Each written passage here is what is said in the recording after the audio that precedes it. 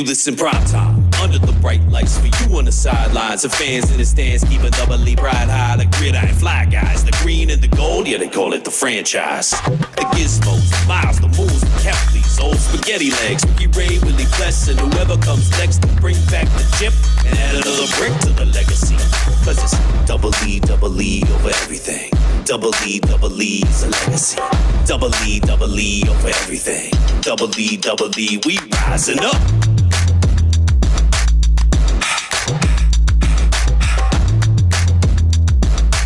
Tonight, it's the truest sense of the term must win. Lose, and it's on to 2025. Win, and the slim playoff hopes do remain. Elks welcome the Riders to Commonwealth, looking to forget about last week's debacle out in Winnipeg. Jarris Jackson turning to the vet to try to save Edmonton's season, and that being MBT, but for how long in this game? It's a beautiful fall day here in Edmonton, and what better way to enjoy it than some of three-down gridiron action. Elks Riders, it's a Saturday night football in the Canadian Football League, but first, this is the Green and Gold Kickoff Show. Iwanyk and Jay Milne with you live from Century Casino Sports Bar and Lounge just off Fort Road, live on EdmontonSportsTalk.com. Tune in iHeartRadio as well as on YouTube. I'm going to talk specifically to the YouTube people quickly here before we get going. Dusty texted me earlier today and said he forgot he had the lights that we usually have. And I was like, I don't think it's a big deal. I don't think we need them. We didn't have them at South Fort yesterday because that's Dusty had them for there, but he didn't use them. And then I set things up today, and we're not as, how would we? Crisp, bright. Maybe we should just put a camera phone flashlight on. Matt. I was wondering if I just put a big white thing, what would happen if I shot it on us? There. That's not bad. So that's a little bit on Dusty for not giving it. That's also a bit on me, where I didn't think that we needed it, but I guess it does help. I've learned that it does make a difference, those lights. Maddie, on behalf of the Nasties, to you and Dustin, you're forgiven. Thank you. I appreciate that. I think we look just fine. And you know what? Those beautiful TVs behind us are still crystal clear as well, much like the sound you're listening to on the audio stream, because you are listening to Edmonton Sports Talk. Edmonton's clear choice for sports. I will say this. I was at the tailgate quickly dropping off the chili. Yeah. And we'll talk about the chili in a moment here. But with all due respect to everyone at the tailgate, with all due respect to everyone at Commonwealth, today, I need to be here at Century. Elks Riders at 5. My Yankees play at 4:38 as first pitch. I've got the Miami Hurricanes starting at just after 8 o'clock today, so I think it's 8:30, so during the post-game show, I can watch it. There's just so much going on in sports, and look at this wall of TVs here. I'm going to get to watch it all. In fact, we didn't even see the Mets-Phillies game for the longest time. It's there. It's over there, but there's just so much going on that we didn't even know where the Mets-Philly game was. So I'm very actually happy that we are at Century Casino today, so I could split my focus on multiple things. That actually is helping. Okay, look at that. I just don't want to lose. I'm going to lose my phone. Do you have? Well, you could take it back. Yeah, I should. Yeah, because I don't want things to die. You don't have a. Yeah. We might have one of those cables kicking around somewhere. We'll talk chili cook-off right away here, but let's get to the starting lineups. We'll start with the Edmonton Elks. It is MBT, as I said, your starting quarterback. The men protecting him from left to right: Ivy Foucault, Cordy Richards, and Boyko. Lewis Gittins Jr., Mitchell, Jones, and Mathis are the receiving core. Rankin is listed as the starting running back. Okay, this fullback's name. You keep correcting me. Plamon or Zott. Zott, thank you. Zott is the fullback. Defensive line: Joseph, Pelly, Oakman, and Brown. The linebacking core: Anderson, Morgan, and Moncrief. And in the secondary: Gray, Bratton, Purefoy, Jackson, and Bydom. Beatty still kicking. Julian is punting. Injury report, Mr. Milne. Okay, Gavin Cobb is out with a thigh injury. Defensive lineman Noah Curtis is out. That is a non-football related injury, so hope everything's all right there. But it's more about who's back in, and that is Javon Leake returns to the lineup. And Darius Bratton, who we will talk about later in the show, is back in on the defensive halfback side. When we look at the Saskatchewan Roughriders, the players to watch, obviously they're led by their quarterback, Trevor Harris. Frankie Hickson back as the starting running back. Got a couple nice, really good options, including Canadian Samuel Emelis, but they also got Keyshawn Johnson, who's been putting off a nice little season. But in the defense, the player to watch, it is number 0. Is number 0 number? Do we say number 0? Yeah. 0. Milligan Jr., he is putting up a case in a year for possibly being MOP of the Canadian Football League. He is a defensive player. I got to give a shout-out to Justin Dunk on this.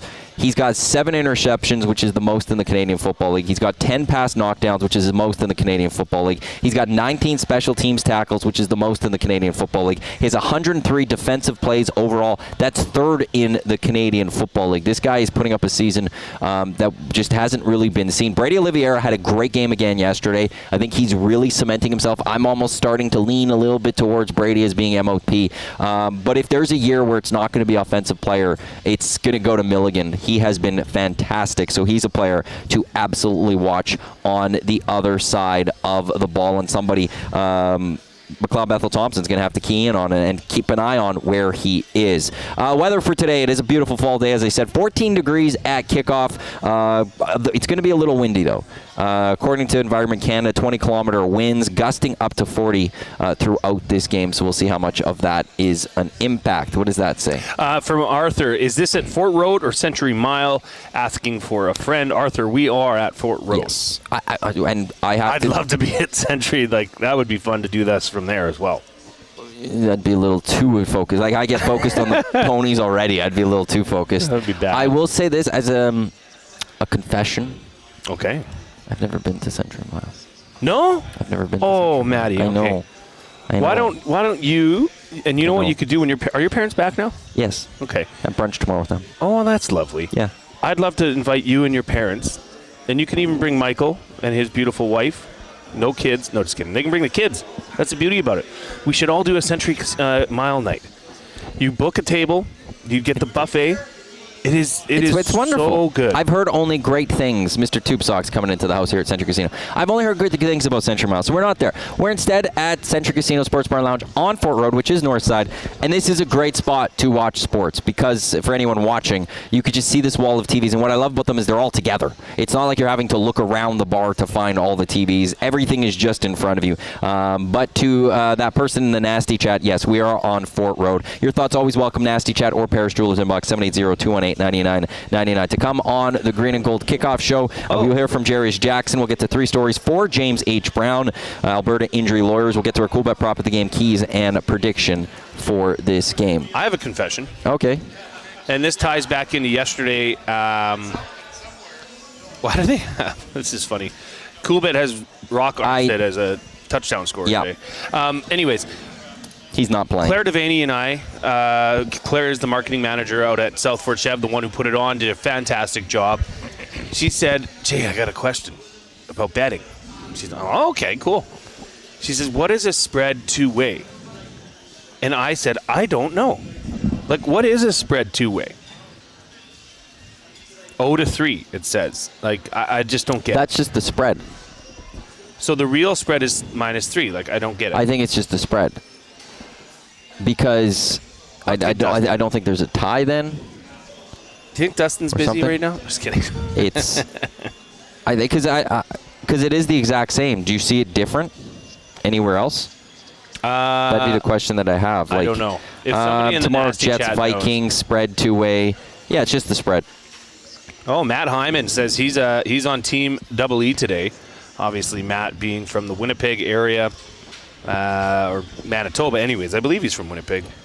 As for the chili cook-off, I do want to defend myself a little bit to start, as Zach had a nice little video on the EST Twitter that showed us at the tailgate and the chili I made for the boys to have down there.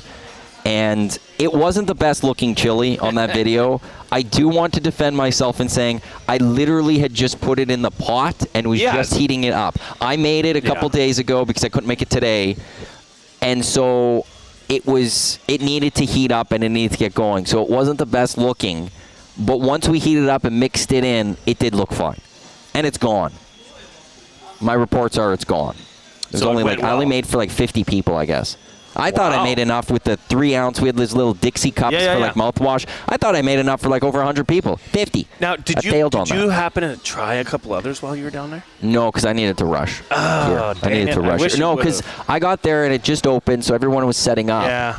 And so I don't think there was time to fully go and try others. So that's the good fair. news about us running out is Zach and Trev could go try other people. So we'll have to get their thoughts on that. I wonder how much Zach and Trev ate.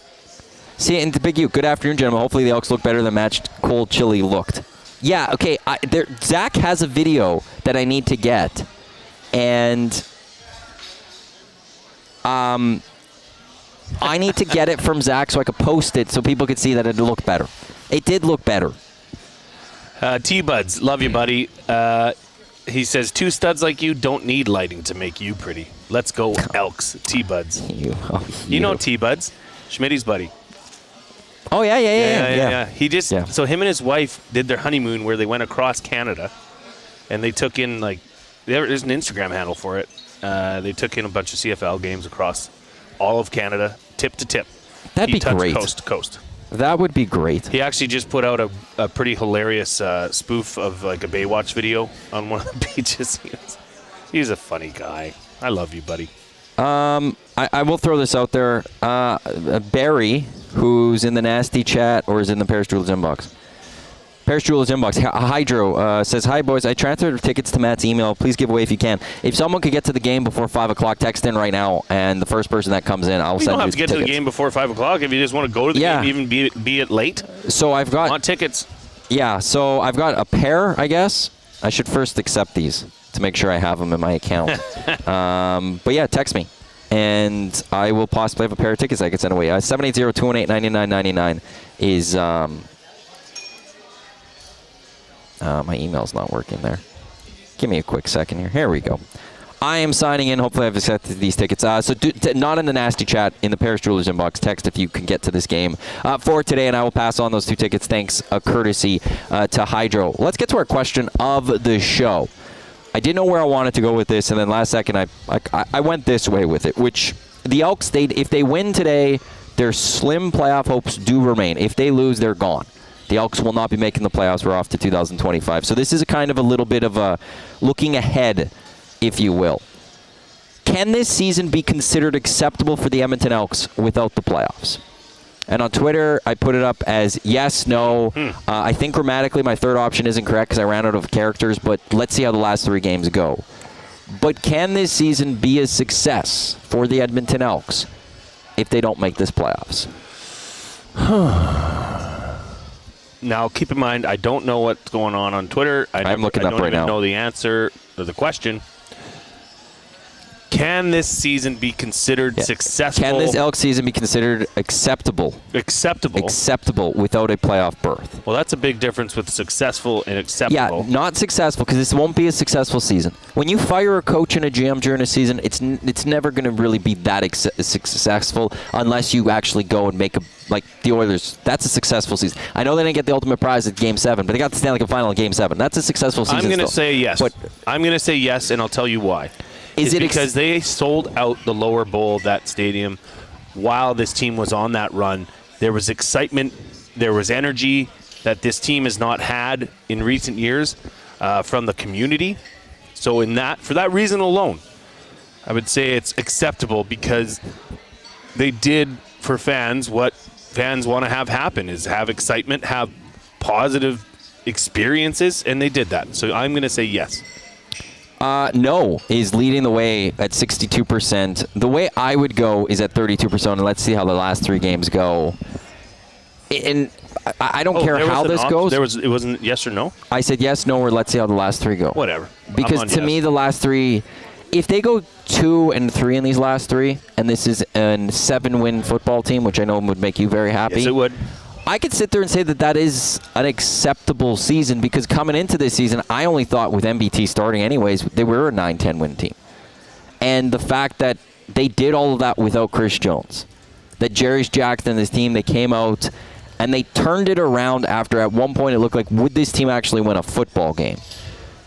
Now, that doesn't make it a successful season, but if they go and lose the next 3, and they finish with 5 wins, and they go on this losing streak to end, or even if they finish 1-2 down the stretch, it's hard for me to then fully go with, yeah, it's acceptable. So I'm really going to be intrigued. And I don't care where they get the wins. And I don't care if it's at like the next 2 games. When their season's over, they lose tonight, and I don't care. I just want I would like to see, 7 wins. You almost doubled your win total from last year. And Matt Hyman makes a great point. And they have a new owner. They have an owner, a single owner. This is no longer community owned. I think that bodes well for the future of this organization. I'm in favor of private ownership over community owned or whatever the heck it was before. Community ownership. I will say this with Larry Thompson too, is that he hasn't had a chance to do anything. Yeah. For this season, that will be the focus for next year. Nor do you. You just kind of, okay, I'm the new guy here. Well, some might come in and try to make moves. Yeah, and you don't want that. It's too late, and I actually think they pushed that up from when they probably would have wanted to announce it, because things were so bad that they needed something to change the outlook for this organization. So, yeah, what are you going to do at that point, really? In the Nasty Chat, before we get to 3 questions, brought to you by James H. Brown, Alberta Injury Lawyers, Big Uke. It was obvious that it was just put into the pod as you guys were just setting up #NoBeans. He also adds, without playoffs, I'd say not successful, but 10 out of the last 3 go. If it could be an improvement and something positive, look and build upon next year. Matt Hyman, yes, Elks have a new owner. Tube Socks, if I had a vote, I would say yes. Well, Tube Socks, you can have a vote. Just go to Twitter. Or just as you jumped in the Nasty Chat. Also, Tube Socks, I guess he must have been there. He said my beanless Texas chili was tasty. So he must have made it down to the Maddie's chili cook-off. Beanless. Yeah, mine. Oh! I'm Maddie. I see. I thought you said him. My. No, he made it down. Did. Oh, okay. To mine. Apparently, he thinks it was tasty, possibly. Chris Sadaway in the EST inbox says, heard the boys at the tailgate are taking heat from Chili Canada officers over calling Sloppy Joe's chili. Turns out that contravenes a couple legislative acts that are punishable with jail time. Put me in jail. I'll write to Texas to get the approvals. Oh, but you got exposed yesterday on the head. I did not get exposed. Yes, you did. Because they have multiple categories, but the main category, the top category, is traditional chili. But you never told anybody. Why didn't anyone look at that? You never showed it either. Well, go look it up. There's other. I'm not getting into this fully, but there's other. Obviously, for everything, there's variations of things. So they did a variation which had beans in it. Traditional chili does not. You got exposed yesterday. Traditional chili does not. It was a tough look. I'll just say that. No, it's because you guys don't know. You guys could have gone and read things, but no one ever wants to read things. Well, we just take your word as if it's gold. Well, you should. But it wasn't. It was. Okay. 3 questions. Brought to you by James H. Brown, Alberta Injury Lawyers. When accidents happen, go to jameshbrown.com. They're set up next to our boys at the tailgate as well. I was there while they were setting up. So, yeah, they're down there if you had to tailgate. You could go see Zach and Trevor. You could also check out the James H. Brown tent. Let's start with the first story of this game, and it is MBT getting the start. If you ask the fan base who they would have wanted to see for this game, it would have been Trey Ford. I don't know about that now. You don't think the fan base would have wanted Trey Ford in this game? I don't know, Maddie. We did a poll on... it was closer than I thought. What was the results? I think it was on the afternoon show. I think it was like low 60s. High 30s. Of who should play? Yeah, of Trey. Like, I thought it would be more unanimous. Let's throw it up in the YouTube chat right now. Well, it's a moot point now. Well, who should be starting? If you were JJ, who would you start today? Like I'm typing, or as reading what I'm typing as I go. You start today. MBT, Ford. I won't go with the third option on that one. Let's see how that goes. Okay, but MBT getting the start. Obviously trying to make the playoffs. Obviously, Jarius Jackson's still trying to show that he deserves this job. For me, this feels like he's going with the safer play. He's going with the little bit more proven player when it comes to MBT. What do you make of Jarius Jackson going to MBT, and do you agree with this overall? Well, I mean, it depends on what obviously what they want to do is win right now. Yeah, but this is about 2024. Sold. Yeah, it is. I'm still not sold that is the best option. I thought Trey was slighted in not giving him the ball after he laid an absolute stinker in the first game against Winnipeg. I would have liked to see him get the ball in the second game in the rematch to test his mettle. But they didn't. They went with MBT, and the results were not positive. So now there's obviously something going on here. That Jarius Jackson, whoever it is, I don't know. Somebody does not believe in Trey Ford. And That's to be honest, Matt, I don't know that I believe in Trey Ford. And if you say Trey, you don't know what you're talking about because it's still it's undetermined. The sample size is not big enough. He does not have a winning record. Which I will say, MBT does not have a winning record. He's I don't 27 care. and 32. Yeah, right. As a starting quarterback. I know, but nobody's saying that MBT is going to be the future of this program, this organization. They are saying that about Trey Ford, and it's simply not. You cannot say that with clear eyes, because it's not there. If you look at his record, it's a losing record. He has the flashes of brilliance, though. Mm-hmm. Right? He has that dynamic playmaking ability that everybody wants to see. And trust me, I want to see that so bad. And that's why it doesn't make sense to me why you wouldn't play the end of the season. Because this is where 2024, where I will get upset and go, this was a wasted season. And when I've been defending the Trey Ford starting, is all I wanted to know at the end of the season is who Trey Ford is as a quarterback. Because if he's not the guy, then yes, you move on in 2025 and you look for the next starting quarterback. But we still don't have that answer. Now, part of that is because of Trey Ford got injured in one game, and he wasn't available for a few. Part of that is he came out and played Winnipeg, and he did not play well. He was very bad in that football game. Yeah. So there is some that goes on him, but we don't have the sample size, and this season should have been the sample size of, is this guy the answer or not? Because now, if you're whoever the general manager is of this team moving forward, where are you going with QB for next year? Are you bringing back MBT? Are you going to be able to sign Trey Ford? Or are you going to just completely look elsewhere, try to bring in a VA? No, I think, where do you go with this if you're the Edmonton Elks? You can't do another Trey Ford behind another vet. It's here's either, the thing, if it's going to be Trey Ford, he needs to play. And here's the thing, because as much as what I'm saying about Trey Ford is true, another thing is also true in that he's never come into camp as the starter, right? And he should have this year, but yes. He's never had that chance to. Right, like you're saying, to take the ball and go with it. Put the team on your shoulders. This is our starting. This is like a goalie thing, where you can't. Yes. By not naming who your starter is, it's actually taking down the whole team bit by bit. Canet also, he hasn't even gone into a camp where he's been able to compete fully. No, for the job. I know. Last year was Taylor Cornelius' job. This year it was MBT's job. Yeah. It should have been an open competition, but the money dictated it differently, at least this year. Well, here's the thing, is that MBT was worth a lot of money. They overpaid him, clearly. That was a good contract for MBT, not a great contract for the Elks. But if he comes back, and he comes back down to earth with his asking price, I could see MBT back here as the backup going into camp. You know what I can live with? It's not even backup. I'm okay with open competition.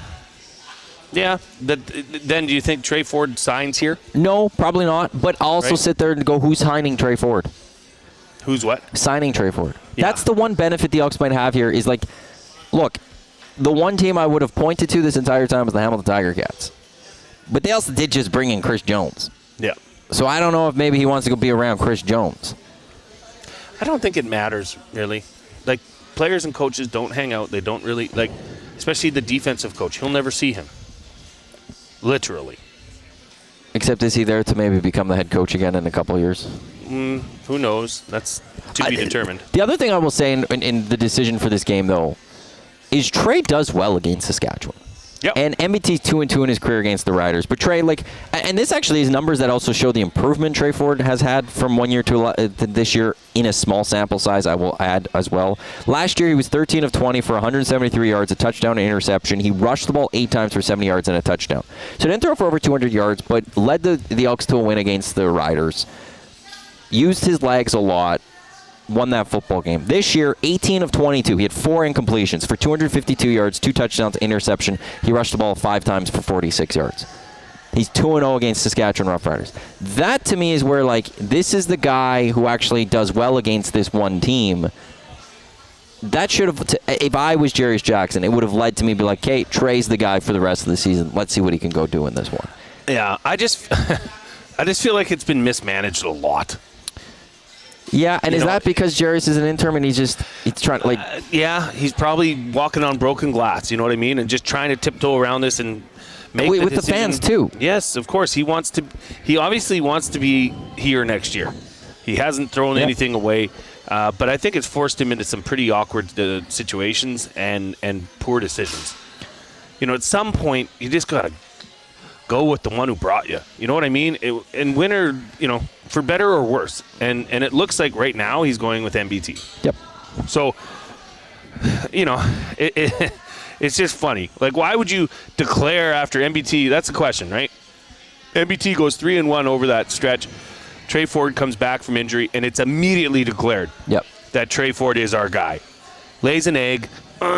No, MBT's our guy. That's not how it works, man. You want to see and give this young quarterback a chance to get retribution. Well, but part of development is how do you respond to through losses, adversity? to adversity, Yeah. exactly. And he, you know, he just didn't have the opportunity. So you can say all the things you want. I think this is mismanaged from a coaching / organizational standpoint because I don't know who's in their ear about this. But what I will say is since week 8, the Elks are 5-3. Yeah. That's the third best in the CFL in that time frame. MBT is number 3 in the passing in the CFL. He has 1 interception in his last 172 pass attempts in his last 7 games.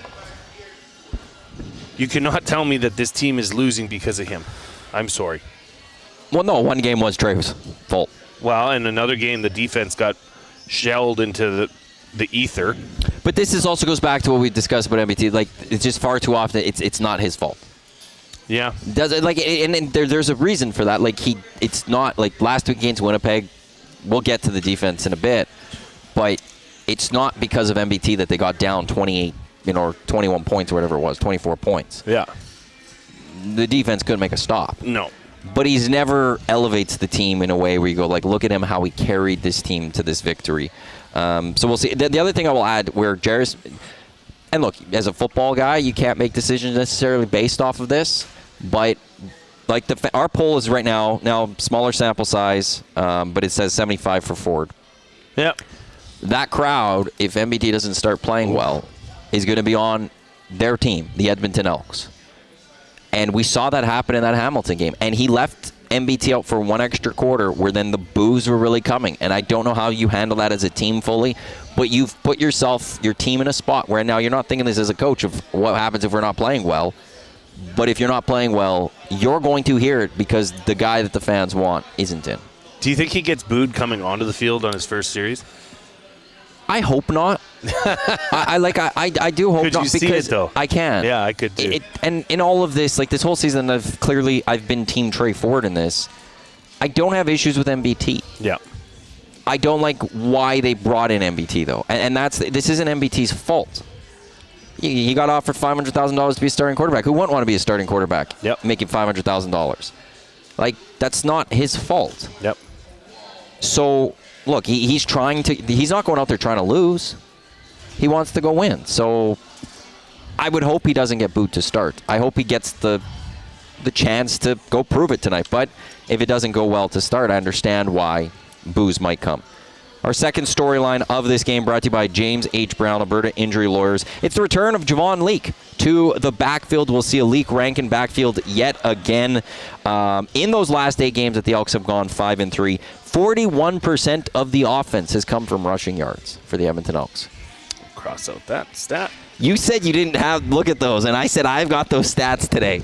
So I've got that one. And they're averaging 176 yards per game in the run game. Can I throw something out? Is Javon Leake the most outstanding offensive player for the Elks this season? By far. Yeah. And it's not even close. Look at this, Matty. I broke this down. So they didn't switch to making Javon Leake a full-time running back till midway through the season, or let's say a third into the season at least, right? Well, I think it was week 8 or 9. Weeks 9, week 10, week 11. Javon Leake's in the lineup, 3 wins in a row. Then he got hurt, and he sat out week 12. They lost. Weeks 13 and 14 against the Stampeders. Liberty sets. He was in those games. Wins. He's been out the last 2. Both losses. since week 9, all 5 games that Javon Leake has started in Edmonton has won. You cannot deny that. There is something there. And I said it earlier in the week that I felt it, but I had to have numbers to back it up, and I found them. And it is quite clear that Javon Leake is the secret sauce that stirs the drink for this club. No question. And it seems the Leake-Rankin duo is the best of the duos. Because like we've seen the times all 3 out there, but they really only play 2. The Brown and the Rankin just isn't. They're not finding the success when those 2 guys are out there. Yeah, they're too similar. It's nice to have the yin and yang. You have now you have the Justin Rankin who could carry it between the tackles and get you 5-6 yards, but then you have the Javon Leake who's the home run hitter, hits a seam, boom, he's gone with that speed. Fast, like top speed in North American football. This is not just CFL. So I was very proud to see that. Not proud, happy to see that stat because I thought that would be what the case was. And yeah, this guy is a game changer for this team. Which is wild because the last time these 2 teams met in Edmonton, Leake was one of the big reasons they lost that football game with a big fumble. Yeah. And he was having his struggles to start the year of protecting the football. But ever since he's gone in, he's been fantastic. And Rankin as well. And I didn't know what Rankin was going to do last week against the Bombers after that big game. That's a great defense. And I was like, well, can he replicate that in a second straight week? And he did.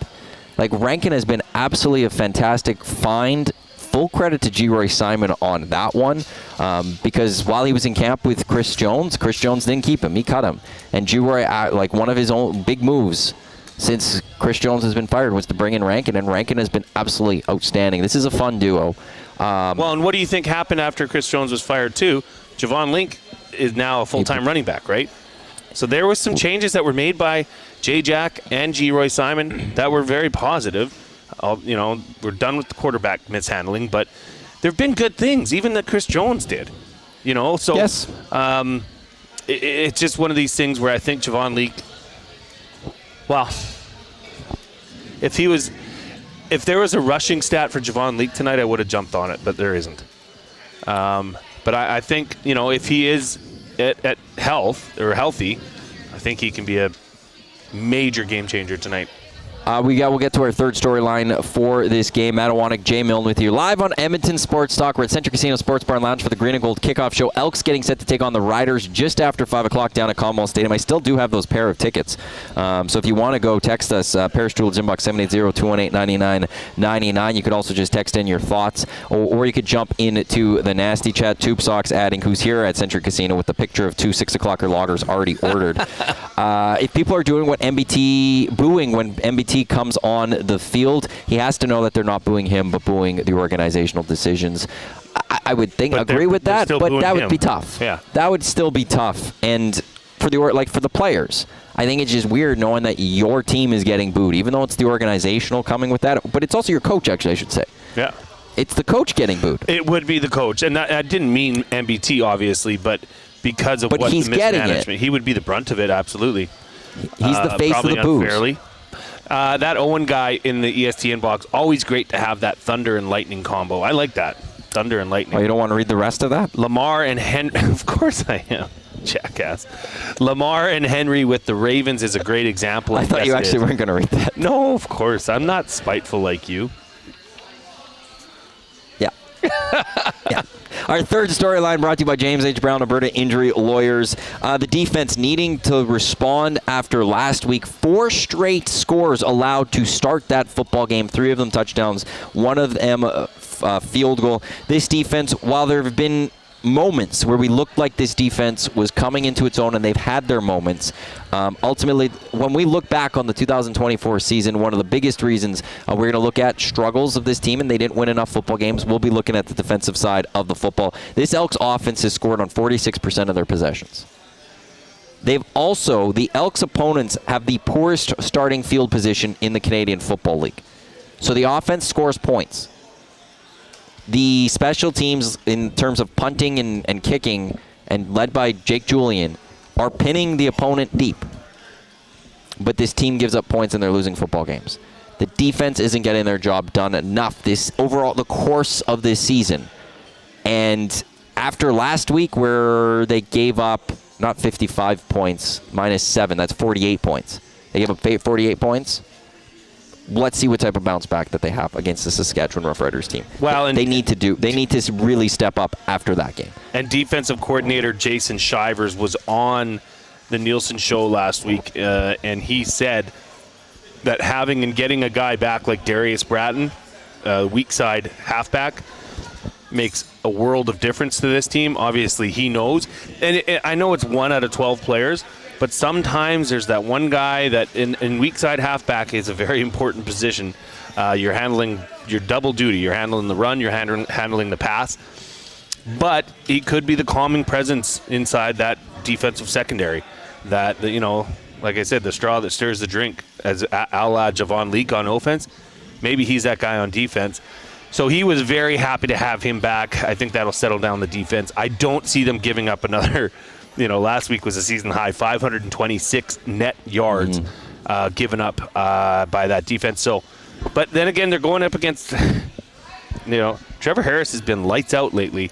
In his last 2 games, he's had 0 interceptions, and he's averaging over 290 yards passing in both those games. So this is a tough test. This is, but isn't that exciting? I mean, if you have a must-win game, and I know we've said must-win, or at least I have, over the last 3 weeks. I have not. Yeah, because I honestly, I said it last week.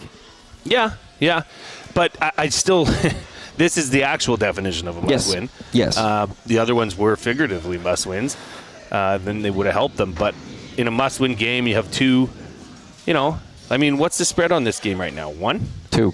3. No, it moved to 3, I think. Oh, yeah, right. We were talking about 3 think points. The line has moved to 3. Yeah, on Cool Bet, it's the 3-point spread. Is this not a pick 'em? No. For you? No? No. I'm worried about the Elks. I'm worried because, it's one of those, and it's funny with the way these 2 seasons went, but everything was going so well, and I feel like maybe we gave them a little too credit now looking back, and the wheels have come out under this team. They weren't as bad as the 0-7, but now I don't think they're as good as the 5-6 that they were. So where do they fall into that one? What is that? Grace's basketball team. Oh, they won? They won by a little bit.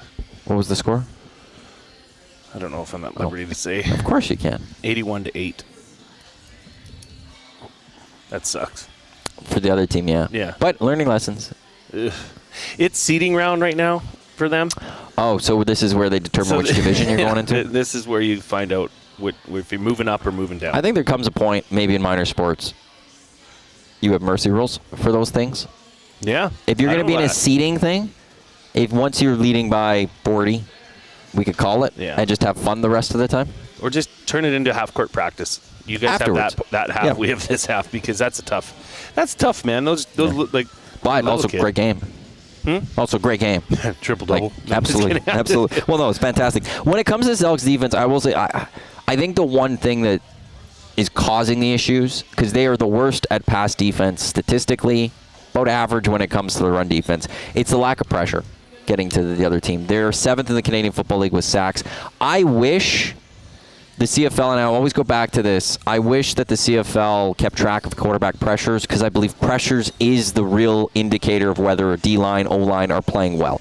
If you're constantly getting QB pressures, obviously that O-line is not good enough and the D-line is playing well. Sometimes you just get 3 sacks in a game, but those are the only pressures you have in those games. Right. But that's all we have. Yeah. That's all we can go by, because CFL doesn't keep track of the pressures.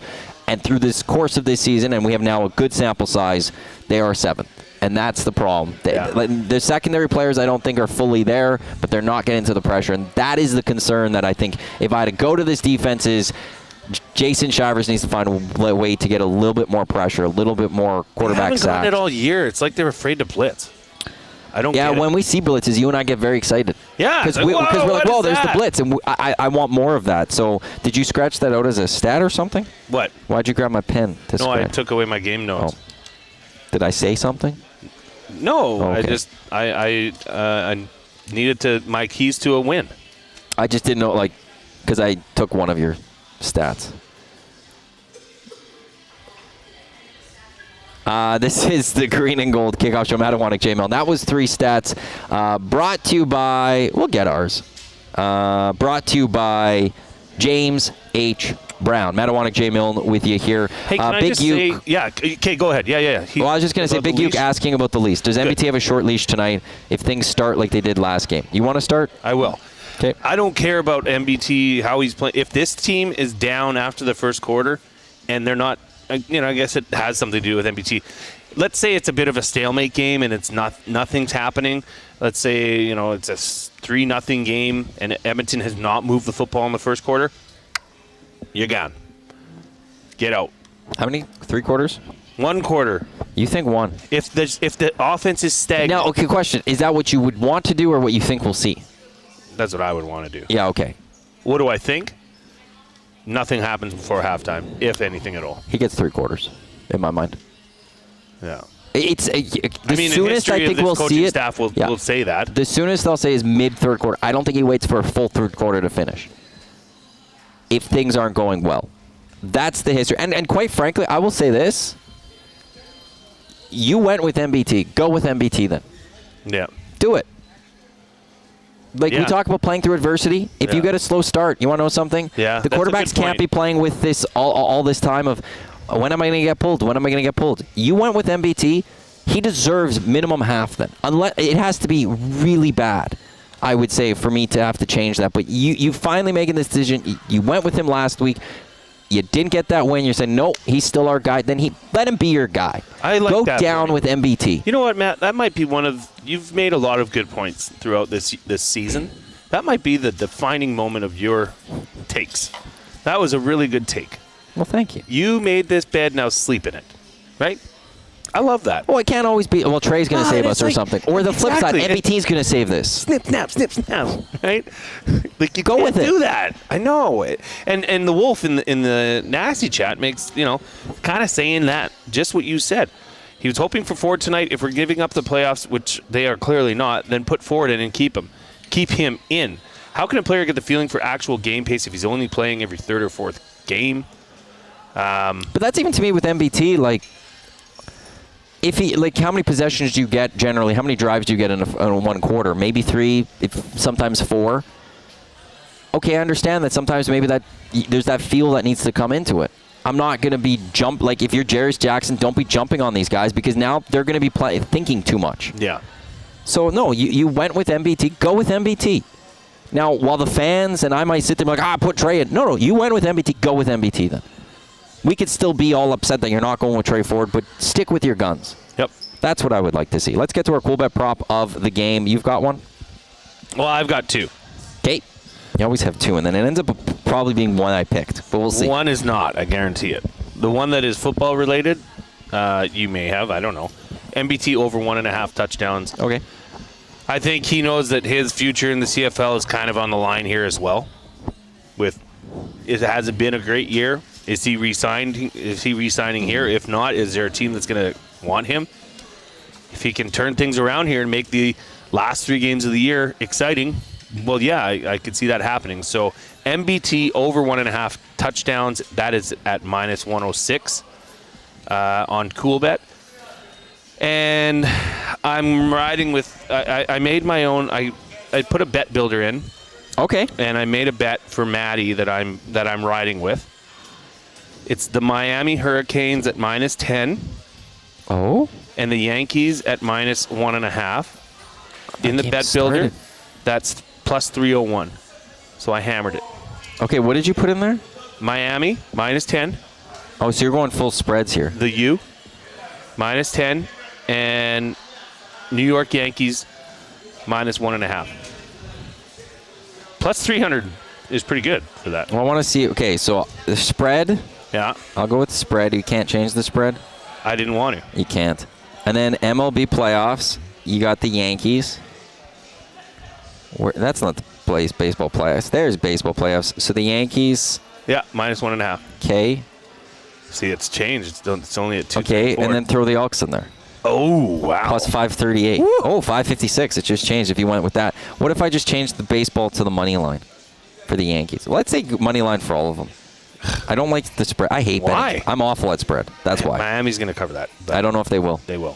They have to fly out to the West Coast. It's weird. It's not weird. I don't trust that. They're in Cal. I could still keep spread of Elks, go with the Yankees and Hurricanes money line. It's plus 225. Yeah, it's a nice bet. My prop of the game is Geno Lewis over 5 catches, 5 receptions. It's 5.0, not 5.5, not 4.5. Geno Lewis over the last 6 games, which features 5 of them with MBT as the starting quarterback.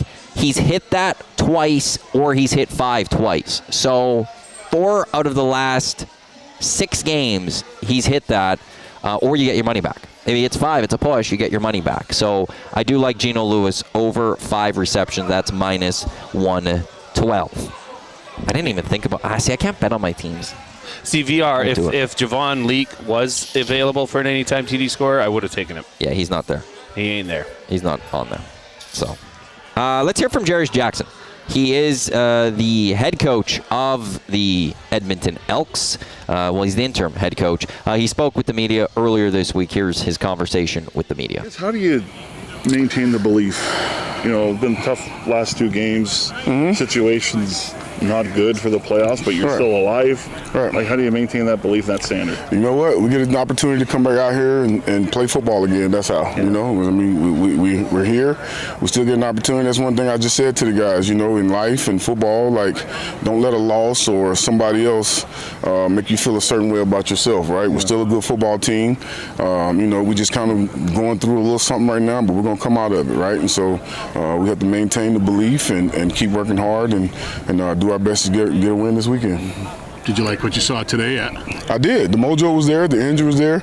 Guys were good. The whole thing is us focusing on us again, right? Like, we can't focus on, of course we're focused on SAS, don't get me wrong, in what they do. But at the same time, it's about us getting ourselves right in order to compete and do our best job against those guys. What was your approach to the film? You just watch it, grade it, get through it, and then move on? Is that with anything? That's with anything. But at the end of the day, we had some clips that we watched as a team and watched together, and we spoke about accountability and culture and all those good things, and I think it resonated with a lot of the guys, in the room, and they understood where we were coming from as a coaching staff. I mean, we're all in this together, coaches and players. It's not just the players, and like I said, we made some changes in the secondary, and we didn't execute all the time on offense. So it's not like we made wholesale changes on offense except for the quarterback spot, right? So at the end of the day, you got to get up, dust yourself off, and go back to work. Looks like Bratton is okay to come back this week. Yeah, that's big for us, right? Bratton will be back this week, and so he'll slide back to his normal spot, and we'll get KJ back to his normal spot as well, and we'll be ready to roll. Javon's back out in the field. What's his status moving forward, being away for so long? He's feeling and looking good, right? He looked good to me today, so today was almost like a half day for us, so we'll see how it goes tomorrow and how he feels after today's practice as well. Tomorrow will be, our heavier day of the week, so, he'll get a lot more reps tomorrow, and we'll see how he feels after that and make a decision from there. Any thoughts about getting him back as a returner? Well, we'll see. I mean, if he's available, then, we'll see, but at the same time, I do want to ease him back, right? I don't just want to throw him to the wolves and hopefully set him back, and he'll be longer coming back again, so we'll ease him into it if he is available. Dylan Mitchell seems to be, had a great game, I think. Mm-hmm. Set your offense up for the most part in short fields, which probably, digs into the disappointment even more. But. Well, exactly. Yeah, but, he's definitely been a bright spot for us, right? Like, he's, I think it was a 49-yard return that he had. And, like you said, I think he got us across midfield. And, he's definitely finding his niche on the team. He's finding himself. He's coming to his own. And, that's another opportunity for him, being a dynamic guy, to be able to get his hands on the football. When we were talking with McLeod post-game, he seemed as angry as he's been this year with his performance and the offensive performance. Talk about, like, taking that energy and kind of turning it around and getting better. Yeah, hopefully, that fuels him to do better this week, And more so, I think more than anything, is probably like, he threw a low ball to Curley one time, which could have kept us on the field. And, I know he was kind of mad at himself about that. I think one time he tried to throw a post to TJ, and, Ford did a good job of getting over top, so he should have came to his check down. So, again, but at the end of the day, his eyes were in the right spot. I felt like he was reading the defense as well. We just had a couple, overthrown balls on where he could have given guys an opportunity, right? I mean, D. Mitch is a guy that you probably can stretch out and go get it, but, at the end of the day, we've got big enough guys to where, if you put it in the right spot and give them an opportunity, then a lot, 9 times out of 10, they come down with the catch. I know Mac was, after the game, we talked about the second half, and he says it's really no solace because we played so poorly in the first half. Correct. However, can you take some keys or some good moments from that second half that hopefully, kind of reignites the offense? Yeah, try to start like that in the first half. Don't wait until, you're down, 34-0 or 34-6, whatever it was at that point in time. And, we got to find a way to harness that and come out with that type of tempo and energy early in the game, right? Not when somebody's, punched you in the mouth, right? However, if I need to punch the guys in the mouth before they go out, then maybe that'll help them come out and play with a little fire from the get-go, right? So, but that's the biggest thing is me coming out with playing with that type of tenacity and energy from the get-go. Especially the opponent, they're going to want to do that to you, so why not do it at your house? No question, and we know how it is. Winnipeg has been on a 6-game tear, and that was game 7, and, they know it's that time of the year where they got to put their foot on the gas, and, we knew it would be a tall task going in there and try to win it, but we felt great about it, and, they punched us in the mouth, so it is what it is. Like I said, we regroup, and we bounce back, and we get ready for this week. And there's Jerry Jackson, interim head coach of the Edmonton Elks. Big Ukes in the nasty chat. Gittens Jr. plus 200 anytime at TD with that thinking emoji twice. I don't mind that. I need that back. Let's get to our keys to an Elks victory. Yeah. Jay. Well, given that it's a must-win game, I'm going to go with what I've been saying all year. And now that Javon Leake is back in the fold, I'm going to say run the ball. Run the ball, run the ball, and run the ball more. Now, here's I'm going to add something to it. Run the ball on offense, take away the ball on defense.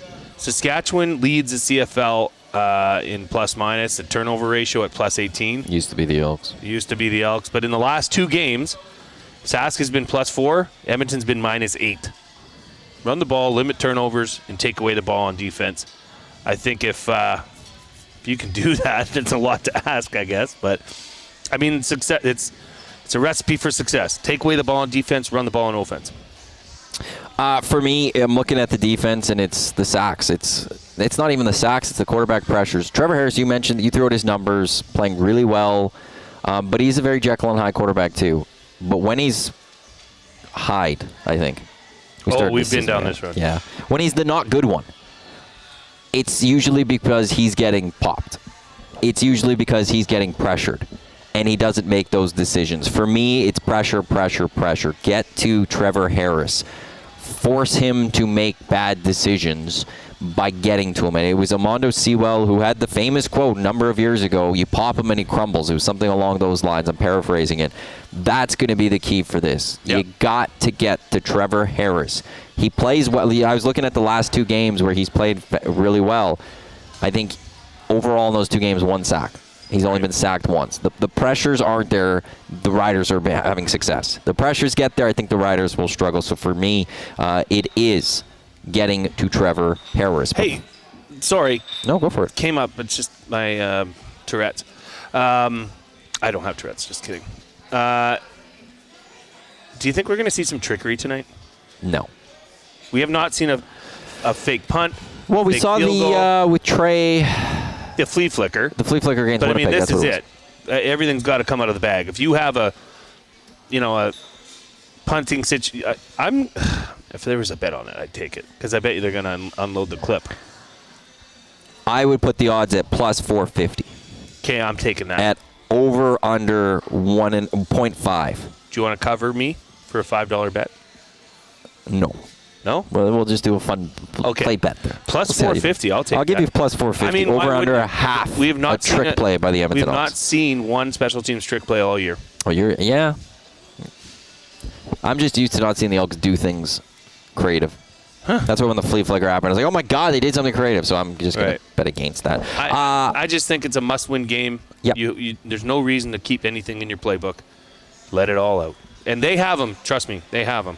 A reminder, we're live here at Century Casino Sports Bar and Lounge, just off of Fort Road, where every day is game day. The specials for today, it is the prime rib sandwich, which is the daily special. The game day special is the cheese and jalapeno smoky for $14.99 with the waffle fries. Jasmine and Tommy had them at the watch party last week, and they loved them. It is a great smoky. They also just got a great menu. I am thinking fish and chips. I haven't done fish and chips. Oh, I'm thinking fish and chips. Do it. That's where I'm leaning towards for tonight. Eric, Liquid Beaver's favorite. Eric, who comes to Monday and Thursdays, he's here for Monday and Thursday Night Football here. He had the steak on Thursday. Nice. It looked good. It looked amazing. He tweeted a picture. Yeah, it looked great. Really so come on down to Century Casino. We've got the walls of TVs behind us. You can watch Mets, Phillies. Mets up, I think, 5-1. My gosh, they were down 1-0. My Yankee game is on. Yankees, I think 0-0. I'm just kidding. I don't care. My Yankees are on. We got the horses. We got some college football. There's a lot to watch while we're watching the Edmonton Elks team and UFC. UFC is going to be on tonight. We're on the horses. I'm not yet. I haven't been on yet. Shot at Hastings. I haven't. Oh, is that? No, that's just the rider. Hey, is that a? No, that's not a gray. Yes, it is. That's 3. That's a gray? Minutes. 13.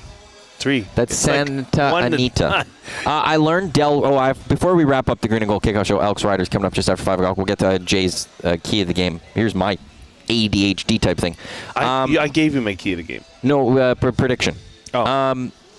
I now forgot what I was going to say. Oh, Del Mar doesn't run until like October 31st again now or something. Weird. I am crushed. I am absolutely crushed. Their season's kind of done a little bit right now. Also, update. Guess who's not here? Oh. Sandy is not here. He's gone. Again. He ran. Yeah, he took your money and he ran. I think he ran to heaven. Poor guy. I'm disappointed. I'm not bringing him up next week. You can't be a guy that's here every day of the week and then just simply not be here unless something happened. Yeah, you gave him $40 and he ran. He doesn't want to be found out. Yeah, he probably made it as far as Morinville. He didn't even get to Big Uke's house. Hastings is in Vancouver. I don't care. Sandy's not here. No. I'm frustrated. Elks, Riders, coming up. If you're not going to Commonwealth Stadium, you can watch it on TSN, or you can come on down to Century Casino and watch it with Tube Socks, myself, and Jay. Thanks to everyone for tuning in to Edmonton Sports Talk, your clear choice for Edmonton sports, with one of only 2 pre- and post-game shows for the Edmonton Elks in this city. Enjoy the football game coming up, and you know where to be once it's over. It's right back here to Edmonton Sports Talk as Jay and I will recap the game. Enjoy the football game. Thanks for tuning in. On behalf of Jay, I'm Matt. We'll talk to you once this one is over.